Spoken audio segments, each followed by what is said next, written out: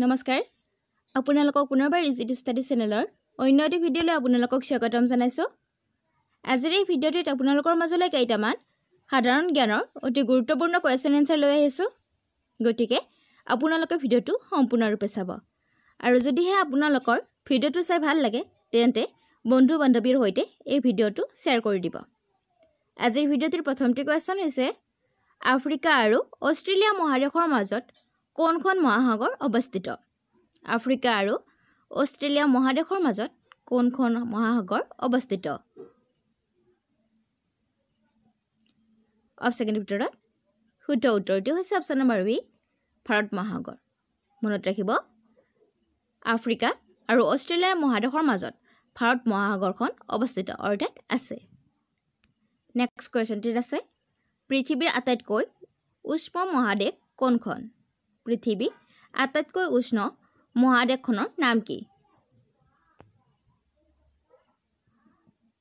অপচনৰ ভিতৰত শুদ্ধ উত্তৰটি হৈছে অপচন নম্বৰ বি, আফ্ৰিকা।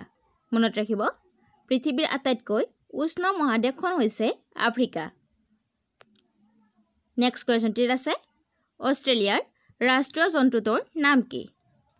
অষ্ট্ৰেলিয়াৰ ৰাষ্ট্ৰীয় জন্তু কি? অপচনৰ ভিতৰত শুদ্ধ উত্তৰটি হৈছে অপচন নম্বৰ এ, কেংগাৰু। মনত ৰাখিব, অষ্ট্ৰেলিয়াৰ ৰাষ্ট্ৰীয় জন্তু হৈছে কেংগাৰু। ইয়াৰ লগতে আপোনালোকে আমাৰ ভাৰতবৰ্ষৰ ৰাষ্ট্ৰীয় জন্তু কি এইটো কমেণ্ট বক্সত কমেণ্ট কৰি জনাব। নেক্সট কুৱেশ্যনটিত আছে ৰাছিয়ান বিপ্লৱ কোন চনত সংঘটিত হৈছিল? ৰাছিয়ান বিপ্লৱ কোন চনত সংঘটিত হৈছিল? অপচনৰ ভিতৰত শুদ্ধ উত্তৰটি হৈছে অপচন নম্বৰ চি, 1917 চনত। মনত ৰাখিব, ৰাছিয়ান বিপ্লৱ 1917 চনত সংঘটিত হৈছিল। নেক্সট কুৱেশ্যনটিত আছে কানাডাৰ ৰাষ্ট্ৰীয় খেল কি? কানাডাৰ ৰাষ্ট্ৰীয় খেল কি? অপচনৰ ভিতৰত শুদ্ধ উত্তৰটি হৈছে অপচন নম্বৰ এ, আইচ হকী। মনত ৰাখিব, কানাডাৰ ৰাষ্ট্ৰীয় খেল হৈছে আইচ হকী। নেক্সট কুৱেশ্যনটিত আছে কোন শতিকাত মোনালিছাৰ ছবিখন অংকন কৰা হৈছিল? আমাৰ যিখন বিখ্যাত মোনালিছাৰ পেইণ্টিং আছে, এই মোনালিছাৰ পেইণ্টিংখন বা ছবিখন কোন শতিকাত অঁকা হৈছিল? অপচনৰ ভিতৰত শুদ্ধ উত্তৰটি হৈছে অপচন নম্বৰ এ, 16 শতিকাত। মনত ৰাখিব, বিখ্যাত বা প্ৰচুৰ পৰিমাণে খ্যাত বা সকলোৱে জনা মোনালিছাৰ ছবিখন 16 শতিকাত অংকন কৰা হৈছিল। নেক্সট কুৱেশ্যনটিত আছে অসমৰ কোনখন চহৰত ত্ৰিমূৰ্তি উদ্যান অৱস্থিত? অসমৰ কোনখন চহৰত ত্ৰিমূৰ্তি উদ্যান অৱস্থিত? অপচনৰ ভিতৰত শুদ্ধ উত্তৰটি হৈছে অপচন নম্বৰ এ, তেজপুৰ। মনত ৰাখিব, তেজপুৰ চহৰখনত ত্ৰিমূৰ্তি উদ্যান অৱস্থিত। নেক্সট কুৱেশ্যনটিত আছে অষ্ট্ৰেলিয়াৰ মুদ্ৰা কি? অষ্ট্ৰেলিয়াৰ মুদ্ৰা কি? অপচনৰ ভিতৰত শুদ্ধ উত্তৰটি হৈছে অপচন নম্বৰ বি, ডলাৰ। মনত ৰাখিব, অষ্ট্ৰেলিয়াৰ মুদ্ৰা হৈছে ডলাৰ। নেক্সট কুৱেশ্যনটিত আছে ছ'ডা পানী প্ৰস্তুত কৰাৰ বাবে কোনটো গেছ ব্যৱহাৰ কৰা হয়?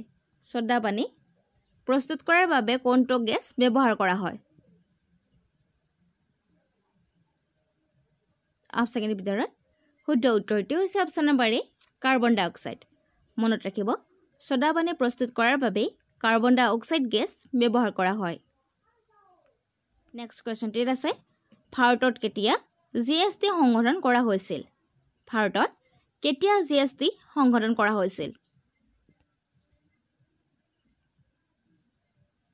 অপচনৰ ভিতৰত শুদ্ধ উত্তৰটি হৈছে অপচন নম্বৰ চি, 2016 চনত। মনত ৰাখিব, ভাৰতত 2016 চনত GST সংশোধন কৰা হৈছিল।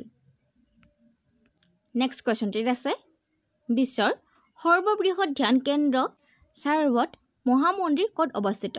বিশ্বৰ সৰ্ববৃহৎ ধ্যান কেন্দ্ৰ সাৰভত মহামন্দিৰ ক'ত অৱস্থিত?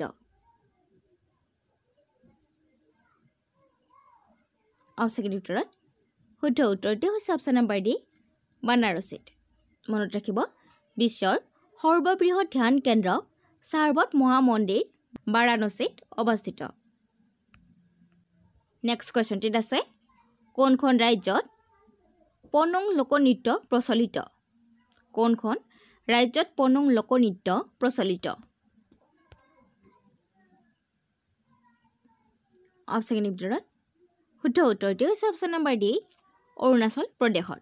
মনত ৰাখিব অৰুণাচল প্ৰদেশত পনুং লোকনৃত্যটি প্ৰচলিত।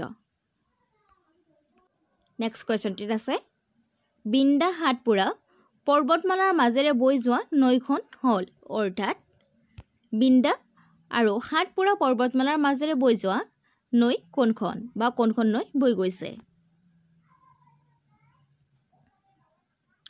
অপশ্যনৰ ভিতৰত শুদ্ধ উত্তৰটি হৈছে অপশ্যন নম্বৰ ডি নৰ্মদা। মনত ৰাখিব বিন্দা হাটপুৰা পৰ্বতমালাৰ মাজেৰে বৈ যোৱা নৈখন হৈছে নৰ্মদা।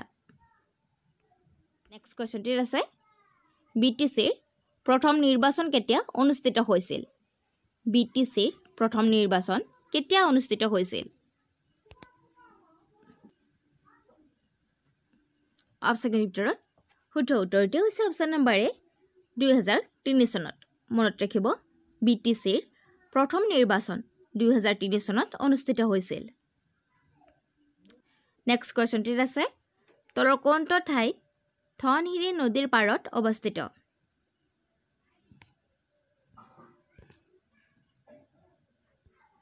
অপশ্যনৰ ভিতৰত শুদ্ধ উত্তৰটি হৈছে অপশ্যন নম্বৰ চি গোলাঘাট। মনত ৰাখিব গোলাঘাট ধনশিৰি নদীৰ পাৰত অৱস্থিত। নেক্সট কুৱেশ্যনটিত আছে তলৰ কোনটো অসমৰ কৃষি জলবায়ু অঞ্চলৰ ভিতৰত অন্তৰ্ভুক্ত নহয়? তলৰ কোনটো অসমৰ কৃষি জলবায়ু অঞ্চলৰ ভিতৰত অন্তৰ্ভুক্ত নহয়? অপশ্যনৰ ভিতৰত শুদ্ধ উত্তৰটি হৈছে অপশ্যন নম্বৰ ডি নামনি বৰাক উপত্যকা মণ্ডল। নেক্সট কুৱেশ্যনটিত আছে অসমৰ তলৰ কোনটো অঞ্চলত লোৰ আকৰিক পোৱা যায়? অসমৰ তলৰ কোনটো অঞ্চলত লোৰ আকৰিক পোৱা যায়? অপশ্যনৰ ভিতৰত শুদ্ধ উত্তৰটি হৈছে অপশ্যন নম্বৰ এ চন্দ্ৰডিংগা পাহাৰ। মনত ৰাখিব চন্দ্ৰডিংগা পাহাৰত লোৰ আকৰিক পোৱা যায়। লোৰ আকৰিক পোৱা যায়। নেক্সট কুৱেশ্যনটিত আছে লখিমপুৰ আৰু মাজুলী জিলাৰ মাজত কোনটো সুঁতি প্ৰবাহিত হয়? লখিমপুৰ আৰু মাজুলী জিলাৰ মাজত কোনটো সুঁতি প্ৰবাহিত হয়? অপশ্যনৰ ভিতৰত শুদ্ধ উত্তৰটি হৈছে অপশ্যন নম্বৰ বি খেৰকটীয়া সুঁতি। মনত ৰাখিব লখিমপুৰ আৰু মাজুলী জিলাৰ মাজেৰে বৈ যোৱা সুঁতিটো হৈছে খেৰকটীয়া সুঁতি। কুৱেশ্যনটিত আছে কোন জিলাৰ মাজেৰে বৰাক নদী মণিপুৰৰ পৰা অসমত প্ৰৱেশ কৰিছে? অপশ্যনৰ ভিতৰত শুদ্ধ উত্তৰটি হৈছে option number D Cachar. Next কুৱেশ্যনটিত আছে ৰাজ্যসভালৈ অসমৰ কেইজন সদস্য নিৰ্বাচিত হয়? ৰাজ্যসভালৈ অসমৰ কেইজন সদস্য নিৰ্বাচিত হয়? অপশ্যনৰ ভিতৰত শুদ্ধ উত্তৰটি হৈছে অপশ্যন নম্বৰ এ 7 মেম্বাৰ অৰ্থাৎ 7জন। মনত ৰাখিব ৰাজ্যসভালৈ অসমৰ 7জন সদস্য নিৰ্বাচিত হয়। নেক্সট কুৱেশ্যনটিত আছে ৰাজ্যসভাক আন কি নামেৰে জনা যায়? ৰাজ্যসভাক আন কি নামেৰেও জনা যায়?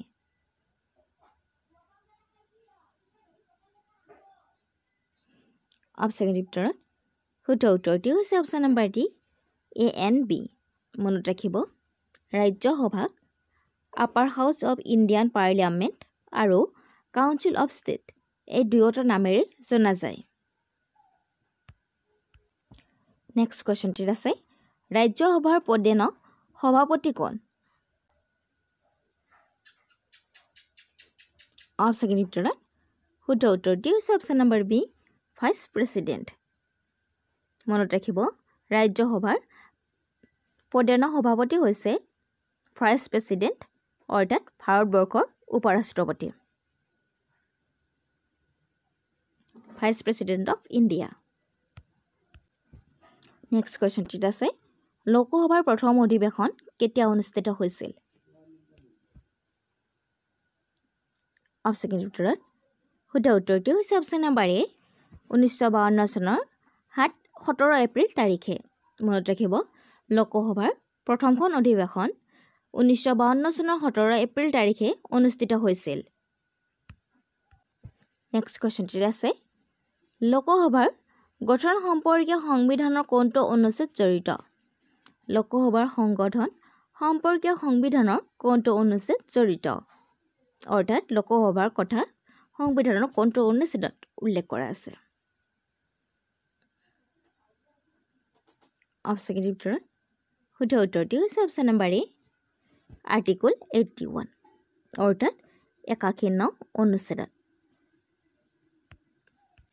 নেক্সট কোৱেশ্চনটিত আছে ৰজনী গাবৰা আৰু হৰিণী গাবৰা উৎসৱ দেশ জনজাতি লোকে পালন কৰা বাৰ্ষিক উৎসৱ অৰ্থাৎ ৰজনী গাবৰা আৰু হৰিণী গাবৰা উৎসৱ কোন জনজাতি লোকসকলে পালন কৰা এটা বাৰ্ষিক উৎসৱ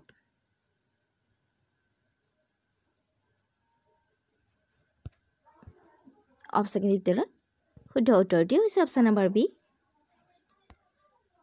ডিমাছা অৰ্থাৎ ডিমাছা নেক্সট কোৱেশ্চনটিত আছে কোন ৰাজ্যৰ ৰাজ্যিক ফুল হৈছে হিৰুই লিলি কোন ৰাজ্যৰ ৰাজ্যিক ফুল হিৰুই লিলি অপচন উত্তৰত শুদ্ধ উত্তৰটো হৈছে অপচন নম্বৰ চি মণিপুৰ মনত ৰাখিব মণিপুৰ ৰাজ্যৰ ৰাজ্যিক ফুল হৈছে হিৰুই লিলি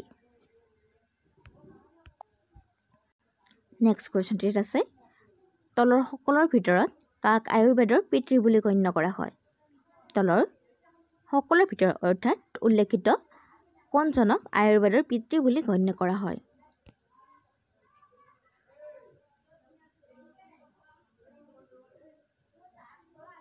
অপচন ভিতৰত শুদ্ধ উত্তৰটো হৈছে অপচন নম্বৰ ডি চাৰ্ক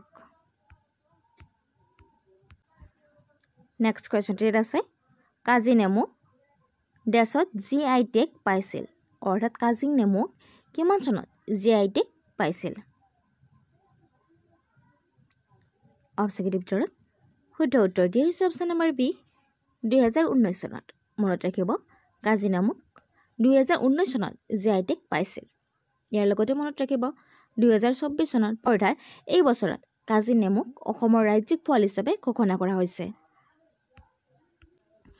নেক্সট কোৱেশ্চনটিত আছে আহোম শাসনৰ প্ৰাৰম্ভিক দিনত ব্ৰহ্মপুত্ৰ নদীৰ নাম কি আছিল আহোম শাসনৰ প্ৰাৰম্ভিক দিনত অৰ্থাৎ প্ৰথম বা আগভাগ দিনত ব্ৰহ্মপুত্ৰ নদীৰ নাম কি আছিল অপচন ভিতৰত শুদ্ধ উত্তৰটো হৈছে অপচন নম্বৰ ডি তাইলাও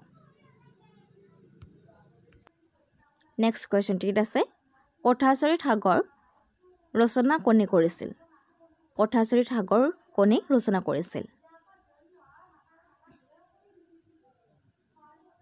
অপচন ভিতৰত শুদ্ধ উত্তৰটো হৈছে অপচন নম্বৰ ডি সোমদেৱ মনত ৰাখিব কথাছৰিত সাগৰ নামৰ পুথিখন বা গ্ৰন্থখন সোমদেৱে ৰচনা কৰিছিল নেক্সট কোৱেশ্চনটিত আছে ৰাজীৱ গান্ধীয়ে প্ৰধানমন্ত্ৰী হিচাপে শপত গ্ৰহণ কৰাৰ সময়ত ভাৰতৰ ৰাষ্ট্ৰপতি কোন আছিল ৰাজীৱ গান্ধীয়ে প্ৰধানমন্ত্ৰী হিচাপে শপত গ্ৰহণ কৰাৰ সময়ত ভাৰতৰ ৰাষ্ট্ৰপতি কোন আছিল